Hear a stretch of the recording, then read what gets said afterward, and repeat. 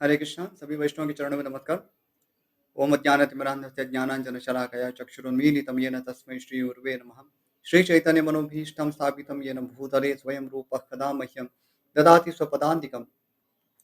वाञ्छाकल्पतरुभ्यश्च कृपासिन्धुभ्य एव च पतितानां पावनेभ्यो वैष्णवेभ्यो नमो नमः। श्रीकृष्ण चैतन्य प्रभु नित्यानंद श्री अद्वैत गदाधर श्रीवासादि गौरभक्तवृंद।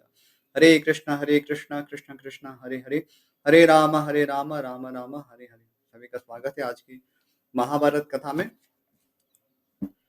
बहुत समय हो चुका है हमें महाभारत कथा डिस्कस किए। ओके, तो हम पढ़ रहे थे किस प्रकार से अर्जुन और भगवान श्री कृष्ण दोनों ही खांडव वन को जलाने में प्रवृत्त है और बहुत ही भीषण आग वहां लगी हुई है। हमने इसका कारण भी जाना कि अग्निदेव एक ब्राह्मण वेश में आकर अर्जुन से याचना करते हैं कि उन्हें उनका कोई एक रोग हुआ है, उसकी तृप्ति के लिए उन्हें ये खांडवन लेना होगा। वो ब्रह्मा ने उनको ये सैंक्शन किया है। तो एक देवता का एक कष्ट था, वो दूर करने के लिए और अन्य जो वन्य पशु है उनको भी इससे ऊर्ध्वगति प्राप्त होगी, इस उद्देश्य से ये यहाँ पे कार्य हो रहा है। इसमें हमने विस्तार से चर्चा की किस प्रकार से इस जो भी विध्वंसक दृश्य जो हमें दिख रहा है उसको देखना है। तो अभी हम पढ़ेंगे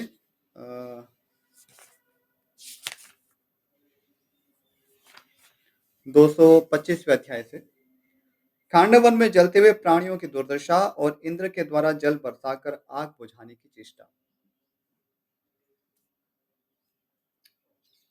वैशम पांच कहते जन्मेजय, वे दोनों रथियों में श्रेष्ठ वीर दो रथों पर बैठकर खांडवन के दोनों ओर खड़े हो गए और सब दिशाओं में घूम घूम कर प्राणियों का महान संहार करने लगे। खांडवन में रहने वाले प्राणी जहां जहां भागते दिखाई देते वहीं वहीं वे दोनों प्रमुख वीर उनका पीछा करते। खांडवन के प्राणियों को शीघ्रतापूर्वक सब और दौड़ने वाले उन दोनों महारथियों का छिद्र नहीं दिखाई देता था जिससे वे भाग सके। रथियों में श्रेष्ठ वे दोनों रथारूढ़ वीर अलात चक्र की भांति सब और घूमते हुए ही दिख पड़ते थे। जब खांडवन में आग फैल गई और वह अच्छी तरह जलने लगा, उस समय लाखों प्राणी भयानक चित्कार करते हुए चारों ओर उछलने कूदने लगे। बहुत से प्राणियों के शरीर का एक हिस्सा जल गया था, बहुतेरे आंच में झुलस गए थे, कितनों की आंखें फूट गई थी और कितनों के शरीर फट गए थे। इसका हमने कुछ तो वर्णन सुना है, मैं अभी इस पे विस्तार नहीं करूंगा। जो देखना चाहते हैं तो वो हमारा जो प्रीवियस वीडियो है उसको आप देख सकते हैं, यूट्यूब पे डाला हुआ है। ऐसी अवस्था में भी सब भाग रहे थे। कोई अपने पुत्रों को छाती से चिपकाए हुए थे, कुछ प्राणी अपने पिता और भाइयों से सटे हुए थे। वे स्नेहवश एक दूसरे को छोड़ ना सके और वही काल के गाल में समा गए। कुछ जानवर दांत कटकटाते, बार बार उछलते कूदते और अत्यंत चक्कर काटते हुए फिर आग में ही पड़ जाते थे। कितने ही पक्षी पांख आंख और पंजों के जल जाने से धरती पर गिरकर छटपटा रहे थे। स्थान स्थान पर मरणोन्मुख जीव जंतु दृष्टिगोचर हो रहे थे। जलाशय आग से तपकर काढ़े की भांति खोल रहे थे। उनमें रहने वाले कछुए और मछली आदि जीव सब और निर्जीव दिखाई देते थे। बहुत ही दारुण दृश्य था। प्राणियों के संहार स्थल बने हुए उस वन में कितने ही प्राणी अपने जलते हुए अंगों से मूर्तिमान अग्नि के समान दिख पड़ते थे। अर्जुन ने कितने ही उड़ते हुए पक्षियों को अपने बाणों से टुकड़े टुकड़े करके प्रज्वलित आग में झोंक दिया। पहले तो पक्षी बड़े वेग से ऊपर को उड़ते, परंतु बाणों से सारा अंग छिद जाने पर जोर जोर से आर्तनाद करते हुए पुनः खांड वन में ही गिर पड़ते। बाणों से घायल हुए झुंड के झुंड वनवासी जीवों का भयानक चित्कार समुद्र मंथन के समय होने वाले जल जंतुओं के करुण क्रंदन के समान जान पड़ता था। क्योंकि जब समुद्र मंथन हुआ तो उस समय भी बहुत सारे जीव जंतु जो है वो विचलित हुए थे और इसलिए क्रंदन करते थे, क्योंकि सभी ऊपर उछल रहे थे। प्रज्वलित अग्नि की बड़ी बड़ी लपटें आकाश में ऊपर की ओर उठने और देवताओं के मन में बड़ा भारी भय उत्पन्न करने लगी। उस लपट से संतप्त हुए देवता और महर्षि आदि सभी देवलोकवासी महात्मा असुरों का नाश करने वाले देवेश्वर सहस्राक्ष इंद्र के पास गए। देवता बोले, अमरेश्वर, अग्निदेव इन सब मनुष्यों को क्यों जला रहे हैं? कहीं संसार का प्रलय तो नहीं आ गया? वैशंपायन जी कहते, जन्मेजय, देवताओं से यह सुनकर वृत्रासुर का नाश करने वाले इंद्र स्वयं वह घटना देखकर खांडव वन को आग के भय से छुड़ाने के लिए चले।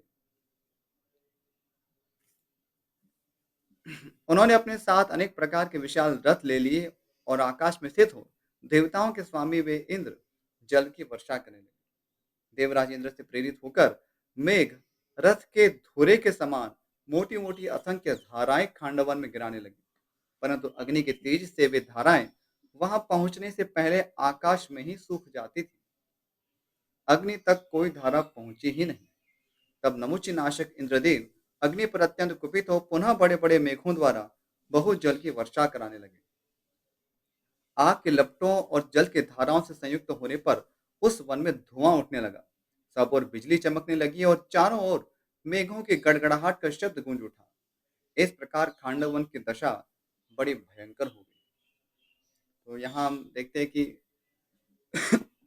अग्निदेव जिनको अग्नि की समस्या खुद हो गई थी, मंदाग्नि की समस्या, क्योंकि उन्होंने किसी एक राजर्षि के यज्ञ में इतना घृतपान किया था, जिसकी चर्चा पहले के सेशंस में हुई है। तो उन्हें इससे बहुत कष्ट हो रहा था और ब्रह्मा जी ने उन्हें कहा था कि आपका जो उपाय है वो खांडवन है।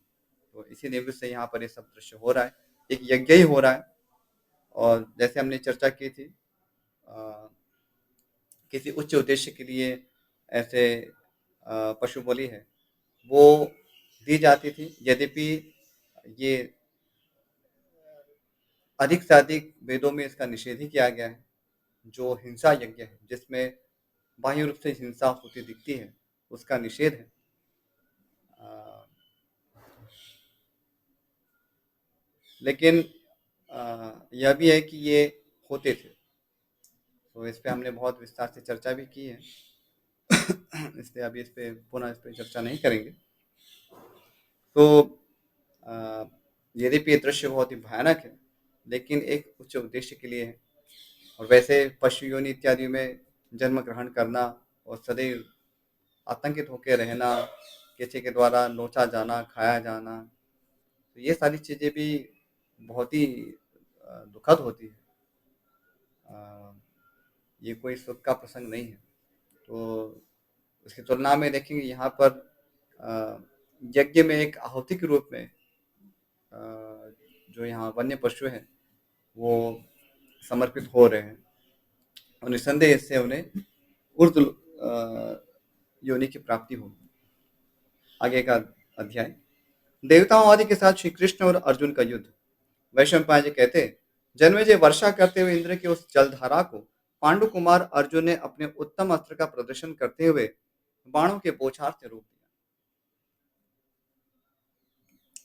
तो देवराज इंद्र पहले प्रयास किए, वो सफल नहीं रहा, इसलिए वो दूसरी बार प्रयास करते हैं और दूसरी बार प्रयास में अर्जुन उनके उन बाणों की जो वर्षा थी उसको ही वहीं ऊपर ही रोक दी। अमित आत्मबल से संपन्न पांडव अर्जुन ने बहुत से बाणों की वर्षा करके सारे खांडवन को ढक दिया, जैसे कोहरा चंद्रमा को ढक देता है। विशेष रूप से वर्षा ऋतु में देखने योग्य है। जब बहुत कोहरा होता है उस समय चंद्रमा जैसे दिखता ही नहीं है। यद्यपि रात्रि है लेकिन चंद्रमा का दर्शन नहीं होगा, पूर्णिमा की रात्रि होगी तो भी। तो ये बहुत ही अद्भुत दृश्य था। सव्यसाची अर्जुन के चलाए हुए बाणों से सारा आकाश छा गया था, इसलिए कोई भी प्राणी उस वन से निकल नहीं पाता था। जब खांडव वन जलाया जा रहा था उस समय महाबली नागराज तक्षक वहां नहीं था, कुरुक्षेत्र चला गया था। अब ये तो अद्भुत सी बात हुई। सामान्य रूप से नागराज तक्षक वहां रहता था, लेकिन ये जब घटना हुई उस समय वो कुरुक्षेत्र गया हुआ था।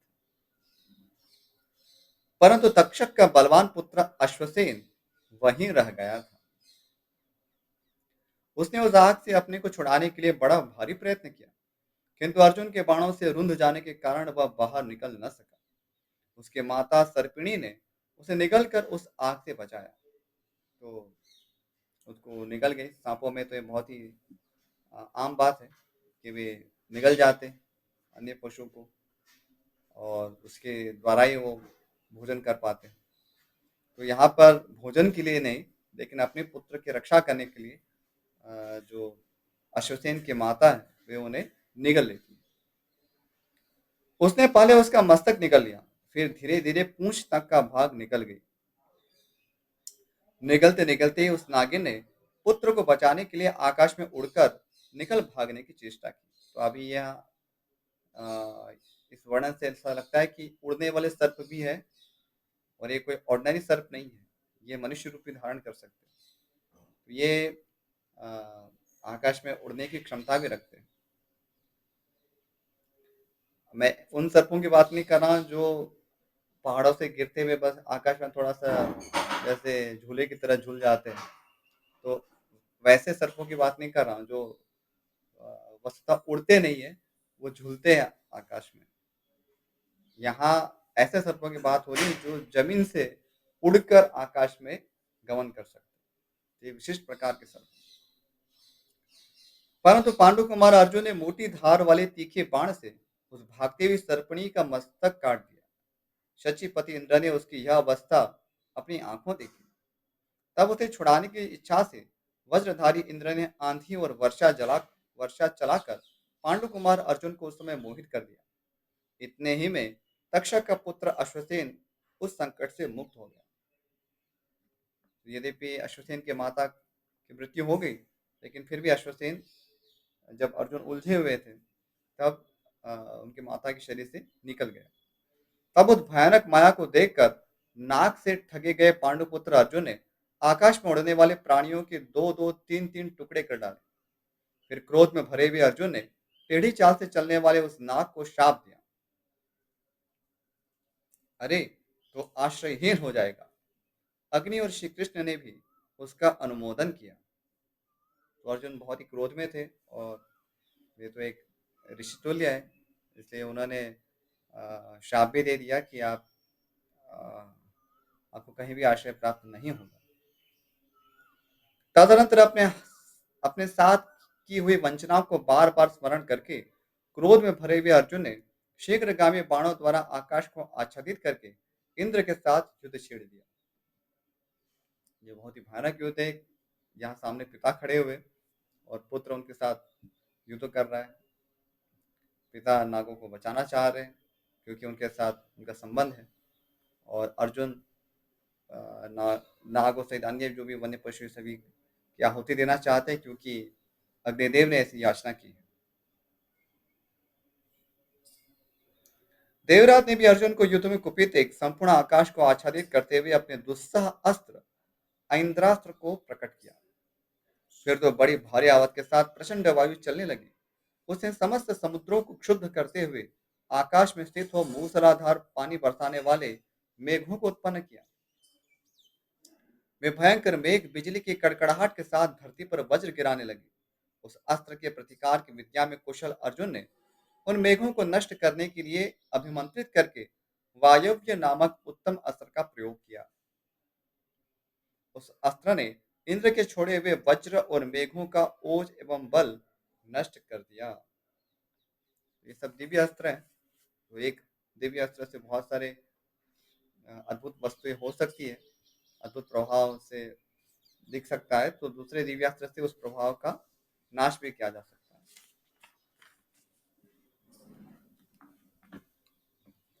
जल की वे धाराएं सूख गई और बिजलियां भी नष्ट हो गई। क्षण भर में आकाश धूल और अंधकार से रहित हो गया। सुखदायिनी शीतल हवा चलने लगी। सूर्यमंडल स्वाभाविक स्थिति में दिखाई देने लगा। अग्निदेव प्रतिकार शून्य होने के कारण बहुत प्रसन्न हुए और अनेक रूपों में प्रकट हो प्राणियों के शरीर से निकली हुई वसा के समूह से अभिषिक्त होकर बड़ी बड़ी लपटों के साथ प्रज्वलित हो उठे। वसा यानी कि शरीर में जो सप्त धातु होती है, उसमें से एक वसा है। तो उसका वे सेवन करने लगे। उस समय अपनी आवाज से वे संपूर्ण जगत को व्याप्त कर रहे थे। महाराज, उस खांडव वन को श्री कृष्ण और अर्जुन से सुरक्षित देख अहंकार से युक्त सुंदर पंख आदि अंगों वाले पक्षी आकाश में उड़ने लगे। एक गरुड़ जातीय पक्षी वज्र के समान पांख चोंच और पंजों से प्रहार करने की इच्छा रखकर आकाश से श्री कृष्ण और अर्जुन की ओर झपटा। तो यहाँ जो पक्षी झपट रहे हैं वो यद्यपि गरुड़ जैसे दिख रहे हैं, लेकिन वस्तुतः वो गरुड़ नहीं है, विष्णु वाहन गरुड़ नहीं है, ये उसी श्रेणी के पक्षी हैं। इसी प्रकार प्रज्वलित मुख वाले नागों के समुदाय भी पांडव अर्जुन के समीप भयानक जहर उगलते हुए उनकी ओर टूट पड़े। यह देख अर्जुन ने रोषाग्नि प्रेरित बाणों द्वारा उन सब के टुकड़े टुकड़े कर डाले और वे सभी अपने शरीर को भस्म करने के लिए उस जलती हुई आग में समा गए। तत्पश्चात असुर गंधर्व यक्ष राक्षस और नाग युद्ध के लिए उत्सुक हो अनुपम गर्जना करते हुए वहां दौड़े आए। किन्हीं के हाथ में लोहे की गोली छोड़ने वाले यंत्र यानी तोप बंदूक आदि थे और कुछ लोगों ने हाथों में चक्र पत्थर एवं भुषुंडी उठा रखी थी। तो यहाँ पे ये जो प्राणी जो दिख रहे हैं वो ऑर्डिनरी नहीं थे, वो ऐसे विशिष्ट आकार वाले प्राणी थे जो ये सारे अस्त्र शस्त्र भी चला सकते थे। क्रोधाग्नि से बढ़े हुए तेज वाले वे सब के सब श्री कृष्ण और अर्जुन को मार डालना चाहते थे। वे लोग बड़े बड़े डिंग हाँकते हुए अस्त्र शस्त्रों की वर्षा करने लगे। उस समय अर्जुन ने अपने तीखे बाणों से उन सब के सिर उड़ा दिए। शत्रु विनाशन महातेजस्वी श्री कृष्ण ने भी चक्र द्वारा दैत्यों और दानवों के समुदाय का महान संहार कर दिया। फिर दूसरे दूसरे अमित तेजस्वी दैत्य दानव बाणों से घायल और चक्रवेग से कंपित हो तट पर आकर रुक जाने वाली समुद्र की लहरों के समान एक सीमा तक ही ठहर गए, आगे न बढ़ सके। तब देवताओं के महाराज इंद्र श्वेत ऐरावत पर आरूढ़ हो अत्यंत क्रोध पूर्वक उन दोनों की ओर दौड़े। यहाँ जो ऐरावत का जो वर्ण बताया गया है वो श्वेत है, वो श्वेत रंग के हैं, काले रंग के नहीं है। असुर सूदन इंद्र ने बड़े वेग से अश्नि रूप अपना वज्रास्त्र उठाकर चला दिया और देवताओं से कहा, लो ये दोनों मारे गए। तो यहाँ हम देखते हैं कि इंद्र यद्यपि भगवान श्री कृष्ण के विषय में जानता है कि वे परमेश्वर है, लेकिन फिर भी अपने धर्म का निर्वहन करते हुए वो युद्ध कर रहे हैं। ऐसा कई बार देखा गया है। एक बार भगवान श्री कृष्ण जब द्वारका से आते हैं और पारिजात वृक्ष की याचना करते हैं इंद्र से, उस समय भी युद्ध छिड़ता है। तो अ, कई बार अ, एक सामान्य धर्म की रक्षा करने के लिए एक उच्च धर्म के साथ युद्ध देखा गया है। तो देवराज इंद्र यद्यपि वे तत्वज्ञ जानते हैं परम धर्म क्या है, लेकिन कई बार एक आसक्तिवश एक साधारण जो धर्म है उसी को एक अधिक बल देते हुए वे कई बार अड़ जाते हैं कि हमें तो पारिजात की रक्षा करनी होगी और यहाँ पर मुझे अ, तक्षक और उसके परिवार की रक्षा करनी होगी या इन वन्य पशुओं की रक्षा करनी होगी। तो वे भूल जाते हैं कि जब सृष्टि के जो नियंता है भगवान श्री कृष्ण स्वयं उपस्थित है, तो भला उसमें और क्या संशय है कि ये कार्य जो है वो अकर्तव्य है, निसंदेह वो करनी है। तो यहाँ पर ऐसा दृश्य पुनः हम देख पा रहे हैं। देवराज इंद्र को वह महान वज्र उठाए देख देवताओं ने भी अपने अपने संपूर्ण अस्त्र शस्त्र ले लिए। राजन यमराज ने कालदंड, कुबेर ने गदा तथा वरुण ने पाश और विचित्र वज्र हाथ में ले लिए। तो यहाँ सभी देवता वो भी वैष्णवी हैं, लेकिन फिर भी वे अपने धर्म से बंधे हुए हैं।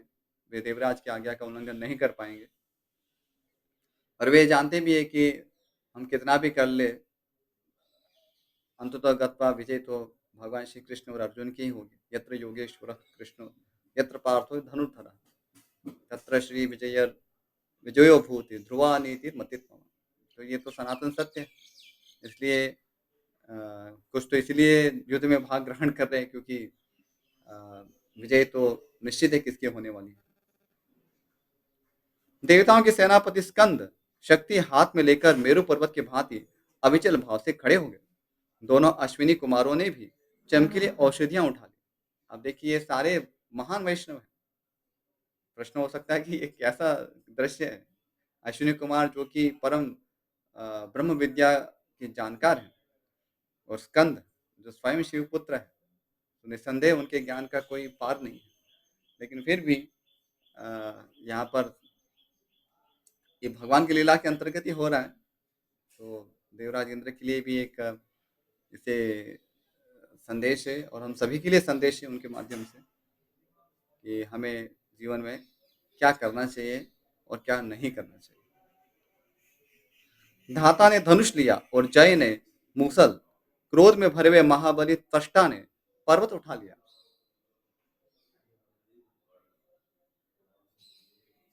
आपको जानकर आश्चर्य होगा कि यहाँ जो त्वष्टा की बात आ रही है, तो त्वष्टा के पुत्र अ, हमने श्रीमद् भागवत में सुना है कि विश्वरूप होते हैं और ये त्वष्टा है, यही वसुता विश्वकर्मा है। त्वष्टा अ, उनका वसुधा नाम है और चूंकि वे बहुत महान कर्म करते हैं और संपूर्ण विश्व के लिए कर्म करते हैं, इसलिए उनका नाम विश्वकर्मा भी है। तो वस्तुतः वे उनका मूल नाम जो है वो त्वष्टा है। त्वष्टा के ही यानी कि विश्वकर्मा के ही पुत्र विश्वरूप हुए थे। तो ये महाभारत तात्पर्य निर्णय से हमें ज्ञात होता है। आगे अंश ने शक्ति हाथ में ले ली और मृत्युदेव ने फरसा। आर्यमा भी भयानक परिघ लेकर युद्ध के लिए विचरने लगे। मित्र देवता जिसके किनारों पर छुरे लगे हुए थे, वह चक्र लेकर खड़े हो गए। महाराज पूषा भग और क्रोध में भरे हुए सविता धनुष और तलवार लेकर श्री कृष्ण और अर्जुन पर टूट पड़े। रुद्र वसु महाबली मरुदगण विश्वदेव तथा अपने तेज से प्रकाशित होने वाले साध्य गण, ये और दूसरे बहुत से देवता नाना प्रकार के अस्त्र शस्त्र लेकर उन पुरुषोत्तम श्री कृष्ण और अर्जुन को मार डालने की इच्छा से उनकी ओर बढ़े। उस महासंग्राम में प्रलय काल के समान स्वरूप रूप वाले तथा प्राणियों को मोह में डाल देने वाले अद्भुत अपशकुन दिखाई देने लगे। देवताओं से इंद्र को रोष में भरा देख अपनी महिमा से च्युत न होने वाले निर्भय तथा दुर्धर्ष वीर श्री कृष्ण और अर्जुन धनुष तान कर युद्ध के लिए खड़े हो गए। तदनंतर वे दोनों युद्ध कुशल वीर कुपित हो अपने वज्रोपम बाणों द्वारा वहां आते हुए देवताओं को घायल करने लगे। बहुत से देवता बार बार प्रयत्न करने पर भी कभी सफल मनोरथ न हो सके। उनकी आशा टूट गई और वे भय के मारे युद्ध छोड़कर इंद्र के ही शरण में चले गए। श्री कृष्ण और अर्जुन के द्वारा देवताओं की गति कुंठित हुई देख आकाश में खड़े हुए महर्षिगण बड़े आश्चर्य में पड़ गए। इंद्र भी उस युद्ध में बार बार उन दोनों वीरों का पराक्रम देख बड़े प्रसन्न हुए और पुनः उन दोनों के साथ युद्ध करने लगे। अब ये बड़ा अद्भुत दृश्य है कि युद्ध में पराजय भी हो रही है, लेकिन फिर भी वे प्रशंसा कर रहे हैं भगवान श्री कृष्ण और अर्जुन की। क्योंकि यहाँ पर इससे स्पष्ट होता है कि वे दोनों अपने अपने धर्म के पालन के लिए ही युद्ध कर रहे हैं, कोई ईर्ष्यावश युद्ध नहीं कर रहे हैं। तदनंतर इंद्र ने सव्यसाची अर्जुन के पराक्रम की परीक्षा लेने के लिए पुनः उन पर पत्थरों की बड़ी भारी वर्षा प्रारंभ की। अर्जुन ने अत्यंत अमर्ष में भरकर अपने बाणों द्वारा वह सारी वर्षा नष्ट कर दी। 100 यज्ञों का अनुष्ठान करने वाले पाक शासन इंद्र ने उस पत्थरों की वर्षा को विफल हुई देख पुनः पत्थरों की बड़ी भारी वर्षा की। यह देख इंद्र कुमार अर्जुन ने अपने पिता का हर्ष बढ़ाते हुए महान वेगशाली बाणों द्वारा पत्थरों की उस वृष्टि को फिर विलीन कर दिया। इसके बाद इंद्र ने पांडु नंदन अर्जुन को मारने के लिए अपने दोनों हाथों से मंदर पर्वत का महान शिखर वृक्षों सहित उखाड़ लिया और उसे उनके ऊपर चलाया। यह देख अर्जुन ने प्रज्वलित नोक वाले वेगवान एवं सीधे जाने वाले बाणों द्वारा उस पर्वत शिखर को हजारों टुकड़े करके गिरा दिया। छिन्न भिन्न होकर गिरता हुआ वह पर्वत शिखर ऐसा जान पड़ता था मानो सूर्य चंद्रमा आदि ग्रह आकाश से टूटकर गिर रहे हो। क्या दृश्य रहा होगा, यानी कि कितना महान पर्वत होगा वो जो अर्जुन के बाण से जो टूट के नीचे गिर रहा है। वहां गिरे हुए उस महान पर्वत शिखर के द्वारा खांडव वन में निवास करने वाले बहुत से प्राणी मारे गए। तो यहाँ पर ये अध्याय पूर्ण होता है और हम यहीं पर विराम करेंगे। इस विषय में यदि किसी को प्रश्न है तो वो कृपया करके पूछ सकते हैं। मैं अभी आप सभी को अनम्यूट कर रहा हूँ। और यदि प्रश्न नहीं है, तो फिर हम ये विराम कराएँगे। ओके, विधायक प्रो, शायद ए, प्रणाम प्रभु जी। जी जी। ओके, तो विधायक प्रो लाइन पर हैं। ठीक है, यदि प्रश्न है तो कोई ले सकते हैं, ज़रूरी नहीं है इसी विषय से संबंधित हो, और कोई भी यदि प्रश्न हो तो पूछ सकते हैं, यदि है तो। यदि नहीं है तो फिर हम यहाँ विराम करेंगे।